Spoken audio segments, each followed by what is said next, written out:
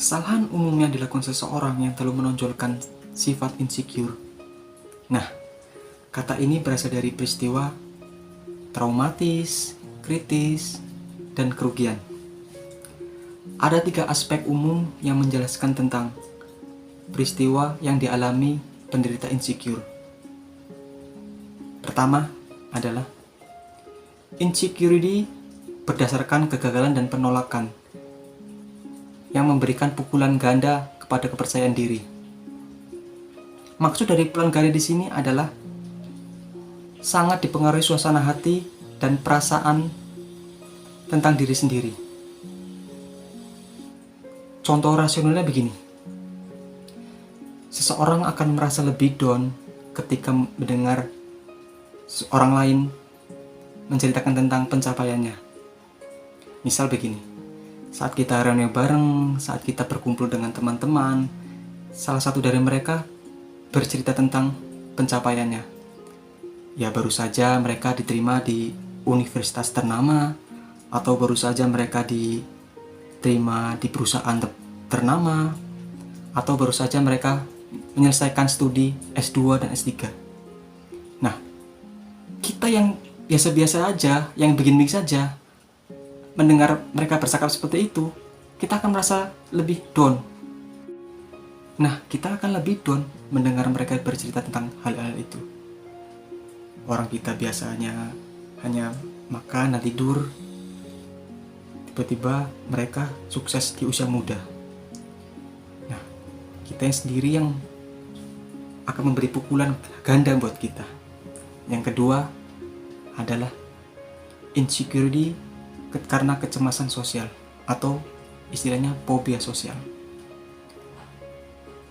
Biasanya orang yang mengalami gangguan sosial atau gangguan kecemasan sosial membuat pengidapnya merasa tidak nyaman, kesepian, merasa terasingkan karena rasa takut akan diintimidasi, diinterogasi orang-orang lain.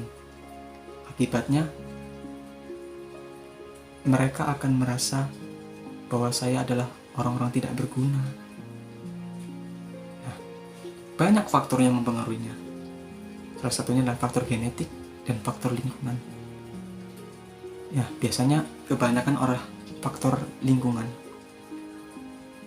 Karena seseorang baru saja pindah dari kota ke kota lain, sulitnya beradaptasi oleh lingkungan sekitar. Nah, atau ketika Pak RT atau Pak RW sedang mengadakan gotong royong. Nah, kita orang yang pendiam, orang yang sulit beradaptasi, akan sulit bertemu dengan mereka karena rasa malu yang berlebihan. Akibatnya, orang-orang yang menderita seperti ini tidak pernah merasa nyaman oleh keadaan lingkungan faktor itu. Nah, yang ketiga adalah insecurity perfeksionisme. Beberapa orang pasti pernah memiliki keinginan dan selera yang tinggi. Contohnya, memiliki istri yang cantik, memiliki anak yang soleh-soleha, dan memiliki rumah yang bagus, yang mewah, dan mobil yang mewah. Nah, ketika hal-hal ini tidak terwujud atau tidak terpenuhi, orang-orang ini akan merasa kecewa dan akibatnya insecure oleh keadaan. Banyak faktor yang mempengaruhi mereka, dan banyak faktor-faktor orang jadi lupa akan segala sesuatunya. Misalnya orang-orang terpidana itu misalnya, mereka mengidap perfeksionisme karena apa? Keinginan mereka yang tidak tercapai. Akibatnya apa? Mereka akan lebih kejam dari yang dipikirkan demi memuaskan nafsunya, demi memenuhi keinginannya. Akibatnya hal-hal apa yang dia anggap itu menghasilkan uang akan dicoba dengan cara yang tidak halal atau dengan cara yang merampok, membunuh untuk memenuhi kebutuhannya. Nah, ini sangat bahaya menurut saya yang ketiga ini. Jadi Jangan sampai hal itu terjadi di diri Anda. Nah, sekarang kita bercerita tentang gejala-gejalanya yang dialaminya. Di antaranya, sering membandingkan diri dengan orang lain. Membandingkan diri dengan orang lain. Kadang saya pernah merasa begini, kok aku nggak seperti dia ya? Kenapa aku nggak sukses dia? Nah, itu membandingkan diri sendiri. Selanjutnya adalah memandang rendah diri sendiri. Saya mah orangnya jelek, saya mah orangnya tidak ganteng, saya mah orang tidak cantik. Akhirnya apa? Orang-orang itu akan pesimis dengan sendirinya, akan merasa kesepian dan terasingkan. Dan kemudian adalah tidak ingin keluar dari zona nyaman. Biasanya orang-orang ini adalah orang-orang tersakiti di masa lalunya. Dia merasa kecewa. Akibatnya, seseorang ini tidak pernah mau keluar dari zona nyaman. Misal, memilih sahabat ya itu saja. Tidak pernah mencoba memiliki sahabat yang baru. Nah, yang berikutnya adalah dalam pekerjaan, tidak mau keluar dari zona nyaman. Walaupun gaji sedikit, walaupun serba kekurangan, dia akan bertahan dengan hal itu. Karena apa? Dia takut ketika keluar dari zona nyaman itu, mereka akan sulit beradaptasi kembali pada orang-orang baru, pada orang-orang yang dia anggap takut. Nah, kemudian adalah cara mengatasinya. Pahami diri sendiri apa yang Anda mau. Nah, biasanya orang-orang ini adalah orang-orang yang pengen merasa dirinya sembuh. Dengan cara apapun dia akan lakukan. Nah, pahami diri Anda sendiri dulu. Kemudian adalah membangun nilai diri. Jadilah unik. Jadilah diri Anda sendiri dulu. Tidak perlu malu oleh fisik kalian. Tidak perlu malu oleh keadaan kalian. Ya, jadilah unik. Misalnya, kebanyakan orang-orang ini ingin menjadi badut. Ya kan? Orang-orang yang pengen terkenal. Orang-orang yang pengen merubah dirinya dengan mungkin cara lucu, cara menghibur. Inilah salah satunya. Kemudian adalah habiskan waktu dengan orang yang kalian cintai, orang yang mencintaimu. Habiskan waktu dengan mereka. Beradaptasilah dengan mereka, mulai bercanda-canda dengan mereka. Itu akan membuat Anda merasa terbangun dengan bercanda-bercanda dengan orang yang Anda cintai. Kemudian adalah tentang pikiran positif. Intinya, jangan mudah tersinggung jika ada orang ketika kita menghadiri acara-acara penting. Orang-orang itu bilang, tumben kamu berangkat, tumben kamu menghadirinya.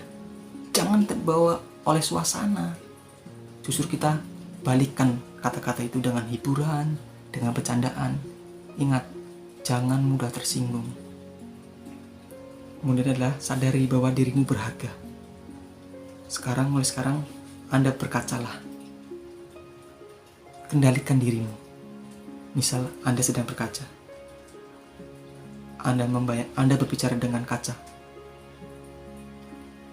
Orang seganteng saya, orang secantik saya, orang seunik saya kok pemalu.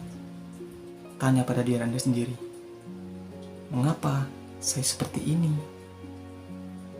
Harusnya saya tidak perlu berbuat seperti ini. Ya, berbicaralah seolah-olah Anda sedang bercanda dengan teman Anda sendiri. Nah, selanjutnya adalah prioritaskan dirimu terlebih dahulu. Cobalah untuk merawat diri, memiliki me time, dan berpikir jernih. Biasanya orang-orang ini adalah orang-orang yang suka berpetualang. Mereka akan memilih tempat-tempat yang tenang, memilih tempat-tempat yang menurut mereka itu baik. Mereka akan berpikir jernih dan rileks. Nah, yang terakhir nih adalah mintalah masukan kepada orang-orang yang kau anggap pintar, kau anggap mumpuni dalam masalah ini. Misalnya, jika Anda masih belajar, cobalah untuk meminta solusi kepada guru BK-mu, kepada teman-temanmu, atau kepada orang tuamu, kepada abangmu, pada saudara-saudaramu. Jika kalau itu tidak cukup, datanglah ke psikiater. Biasanya orang-orang ini akan memberi solusi yang tepat buat Anda. Nah, itu tadi terdapat tiga aspek umum yang menjelaskan tentang peristiwa yang dialami penderita insecurity. Jadi Anda termasuk golongan yang mana? Termasuk ciri yang mana? Termasuk sifat yang mana? Nah, semoga video ini bermanfaat buat kalian, membantu kalian untuk membangun kalian agar cepat keluar dari keterpurukan ini. Nah, jika video ini sangat membantu kalian, jangan lupa like, komen, dan subscribe, karena selanjutnya akan lebih membahas tentang kehidupan kalian, membahas tentang motivasi hidup agar menjadi orang yang baik, orang yang berguna ke depannya kalian. Nasib kalian gimana? Oke. Sampai berjumpa lagi. Wassalamualaikum warahmatullahi wabarakatuh.